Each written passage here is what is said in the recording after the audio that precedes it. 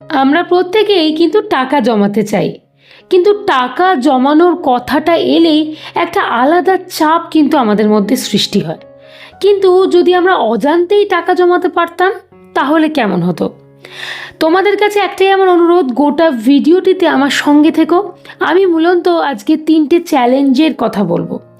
এমনকি তোমরা যারা যারা এই চ্যালেঞ্জগুলোকে অ্যাকসেপ্ট করবে তারা কিন্তু অবশ্যই আমার কমেন্ট বক্সে চ্যালেঞ্জ অ্যাকসেপ্টেড এই কথাটা লিখবে, কারণ তাহলে আমারও একটা ধারণা হবে যে তোমরা কারা কারা এই চ্যালেঞ্জটা নিচ্ছ এবং চ্যালেঞ্জটি গ্রহণ করার পর কতটা উপকৃত হচ্ছ। বাড়তি কথা বলে সময় নষ্ট না করে আজকে আমি আমার টপিকটাকে নিয়ে আলোচনা করছি। প্রথম চ্যালেঞ্জ, ভুল স্যালারির চমক। আমরা প্রত্যেকেই কিন্তু হাতে কিছু না কিছু স্যালারি পাই। কিছু মানুষ স্যালারি পায় আর কিছু মানুষের স্বাধীন নিজস্ব ব্যবসা রয়েছে। আচ্ছা, প্রথমে আমি যারা হাতে স্যালারি পাচ্ছ তাদের হয়ে বলছি। ধরো দেখা গেল তুমি হাতে স্যালারি পাও 20,000 টাকা প্রত্যেক মাসে, কিন্তু তোমাকে মনে এটা করলে চলবে না যে আমি 20,000 টাকা স্যালারি পাচ্ছি। তোমাকে মনে করতে হবে আমার স্যালারি হচ্ছে গিয়ে 18,000 টাকা। 2,000 টাকার কথা তুমি ধ্যান ধারণার মধ্যেই আনবে না। তাহলে এই 2,000 টাকাটা কি হবে? এখনকার দিনে বিভিন্ন রকম অটো ডেবিট সিস্টেম কিন্তু উঠে গেছে। তোমরা নর্মাল ব্যাংকে গিয়ে কথা বলবে, একটা আলাদা অ্যাকাউন্ট রাখবে, স্যালারি অ্যাকাউন্টের সাথে নয়, কিন্তু একটা পুরোপুরি সম্পূর্ণ ভিন্ন আলাদা অ্যাকাউন্ট, যাতে প্রত্যেক মাসে সেই 2,000 টাকাটা অটো ডেবিট হয়ে যায় এবং ট্রান্সফার হয়ে যায় সেই অন্য অ্যাকাউন্টটিতে। তাহলে দেখো অজান্তেই কিন্তু একটা তোমার টাকা জমতে শুরু করছে, তোমাকে বাড়তি কোনো চাপ বা হেডেক কিন্তু নিতে হচ্ছে না। এখন তোমরা তো প্রশ্ন করবে যে আমার তো নিজের স্বাধীন ব্যবসা, তাহলে আমার ক্ষেত্রে এই জিনিসটা কিভাবে সম্ভব? ঠিক আছে, ধরো গোটা মাস জুড়ে তোমার স্বাধীন ব্যবসা থেকে তোমার প্রফিট হলো 15,000 টাকা, কিন্তু তোমাকে মনে করতে হবে আমার 15,000 টাকা প্রফিট হয়নি, আমার প্রফিট হয়েছে 13,000 টাকা। 2,000 টাকার কথা তুমি মাথাতেও আনবে না, ভুলেও আনবে না। তাহলে এই 2,000 টাকাটা তুমি কি করবে? তুমি নিজে গিয়ে একটা নতুন অ্যাকাউন্ট ফেলে চলে আসতে পারো, বা এখনকার দিনে টাকা ট্রান্সফার করা যায়, জানো তো, এটা আমরা ঘরে বসেই নর্মালি কিন্তু করে উঠতে পারি। তো তোমরা সেই টাকা ট্রান্সফার করে অন্য একটা অ্যাকাউন্টে কিন্তু সেটা ফেলে দিতে পারো, নিজেরাও করতে পারো। আর যাদের পক্ষে এটা সম্ভব হচ্ছে না, নর্মালি 2,000 টাকা নিয়ে গিয়ে ব্যাংক একটা সেভিংস অ্যাকাউন্টে ফেলে দিয়ে চলে আসবে। তাহলে দেখো প্রত্যেক মাসে তোমার কিন্তু অজান্তেই টাকা সঞ্চয় হয়ে যাচ্ছে, তোমাকে বাড়তি করে কিন্তু কোনো কিচ্ছুটি করতে হচ্ছে না। সবটাই আমাদেরকে অ্যাপ্লাই করার চেষ্টা করতে হবে, এই চ্যালেঞ্জগুলোকে অ্যাপ্লাই করতে হবে। এইটুকুই।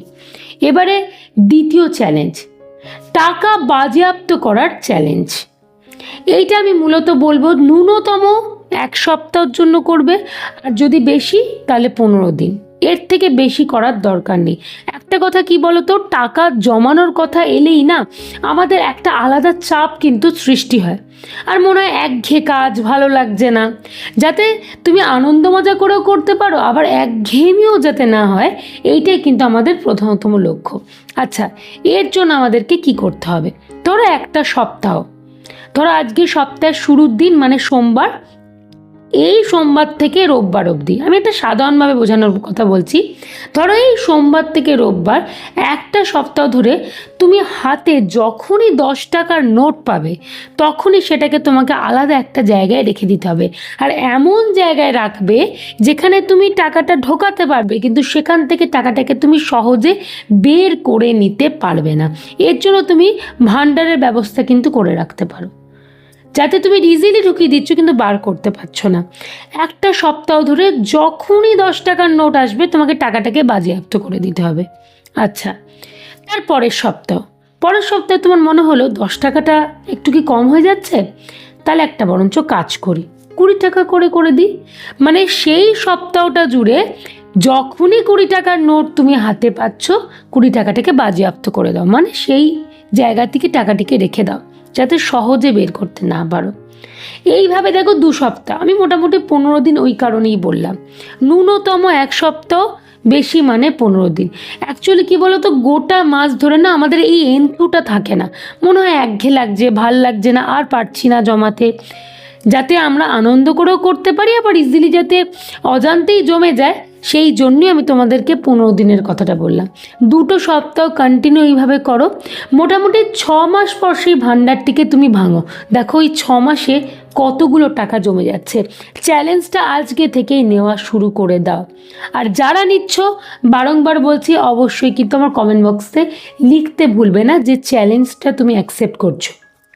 3 নম্বর চ্যালেঞ্জ, ধার শোধ করার চ্যালেঞ্জ। আমরা অনেক সময় ধার নিই, তাই তো?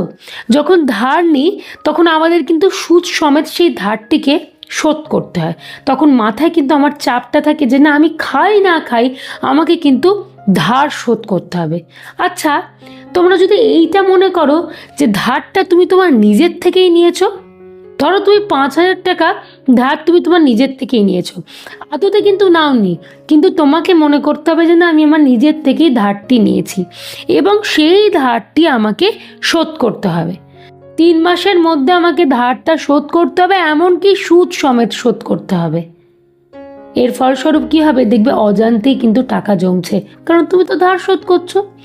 বাইরের লোক না মনে করে তুমি মনে করোই না যে না, আমি ধারটা নিয়েছি, এটা আমার একটা চাপ নিয়ে, আসলে তুমি নাওনি, তুমিই কিন্তু নিজের মনকে এটা ভাবাচ্ছ যে না, আমি ধার নিয়েছি, ধার শোধ করতে গেলে যে প্রেশারটা আমাদের মধ্যে পড়বে বা যে চাপটা পড়বে সেই অনুযায়ী আমরা ধারটা শোধ করে নেব 3 মাসের মধ্যে সুদ সমেত।